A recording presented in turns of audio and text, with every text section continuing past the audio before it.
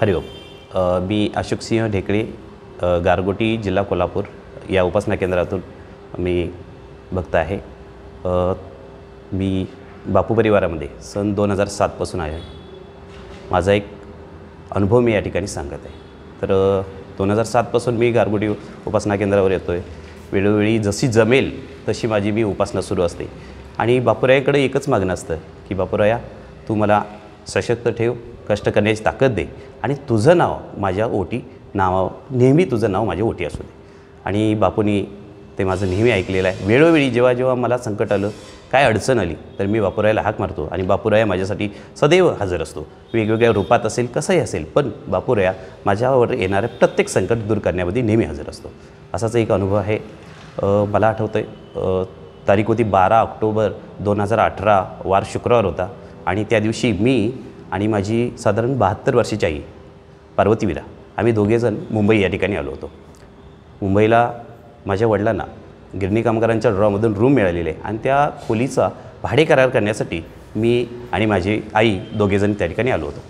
पहाटे 5 वाजता आम्ही परेल या स्टेशनवरती, ज्या ठिकाणी शिवनेरी गाड्या थांबतात, त्या स्टेशनवरती उतरलो, फ्रेश झालो आणि मी आणि आई त्या ठिकाणी थांबलो. कारण एवढ्या पहाटे आम्ही भाडेकरूकडं जाऊ शकत नव्हतो आणि मग करायचं काय, म्हणून आम्ही त्या ठिकाणी त्या स्टेशनवरती थांबलो. आईनं पित्ताची गोळी खाल्ली आणि त्या ठिकाणी बसली. मी पेपर काढला आणि पेपर वाचत बसलो.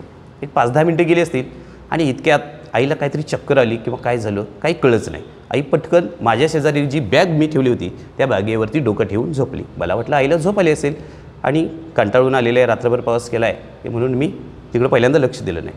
नंतर थोड्या वेळानं बघितलं तर आईची काहीच हालचाल दिसेना. आईचं म्हणजे अगदी हालचाल पूर्ण मंदावल्यासारखं वाटायला लागलं. मला काहीतरी विचित्र वाटायला लागलं आणि म्हणून मी पहिल्यांदा आईकडे बघितलं तर आईचे डोळे असे बंद झालेले होते. मी तिला उठवण्याचा प्रयत्न केला. आई उठ म्हटलं तर तिची काही हालचाल दिसेना. अंगाला हात लावला, तिचं अंग अगदी थंडगार असं वाटायला लागलं. मी म्हटलं हा काय प्रकार आहे की मी थोडा घाबरलो आणि मग आईला हलवण्याचा प्रयत्न केला. आई उठ, आई आई आई असं मी हाक मारायला लागलो.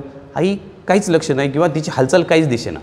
त्यावेळी पहाटेचे 5:15-5:30 वाजले असतील आणि त्यावेळी स्टेशनवरती बघ एक 3-4 पॅसेंजर होते आणि वाहतूक नियंत्रण कक्षामध्ये एक ड्रायव्हर, कंडक्टर आणि एक नियंत्रक होते. इतकेच लोक त्यावेळी स्टेशनवरती होतं. आणि मग ते मी अगदी कमी आवाजात जरी बोललो तरी तो आवाज सगळीकडे पोचला आणि ते सगळे लोक माझ्या भोवती गोळा झाले.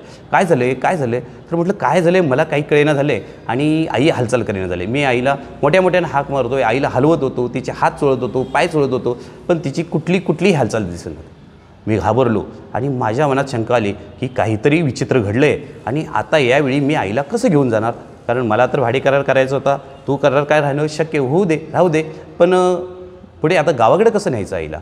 इतक्यात माझ्या शेजारी उभ्या असणाऱ्या एका पॅसेंजरनं काय केलं की ॲम्ब्युलन्सला फोन केला आणि तिथं शेजारी असणाऱ्या हॉस्पिटलमध्ये फोन केला. त्यांनी सांगितले की तुम्हाला एक 10 मिनटात गाडी येईल, पेशंटला घेऊन जाईल. माझ्या मनात खूप भीती वाटली आणि आता काय प्रकार, आता याच्यातून आई बरी होते का नाही, आता ह्या अडचणीतून मी कसा सावरणार.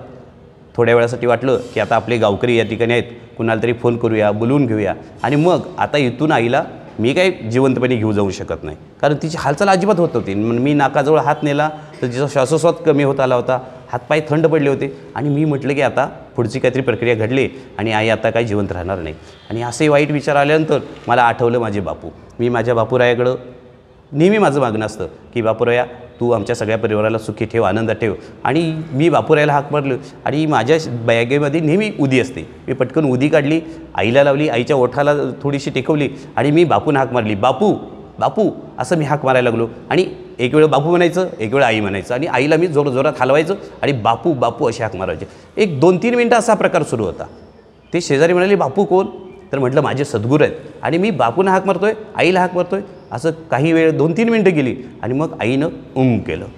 असा हुंकार ऐकू आल्यानंतर मला अंबज्ञ वाटलं. मी बापूंना अंबज्ञ म्हटलं आणि पुन्हा मी बापू म्हटलं, आई म्हटलं. आई हळूहळू हालचाल करायला लागली आणि मग हालचाल केल्यानंतर आईनं थोड्या वेळानंतर डोळे उघडले.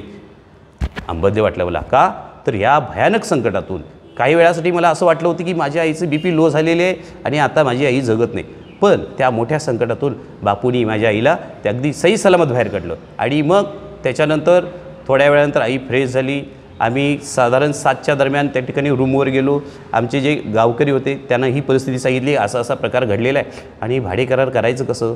आता इथून आपण तर ज्या ठिकाणी करार केलं जातं रजिस्ट्रेशन ऑफिसला जाणं कसं शक्य आहे.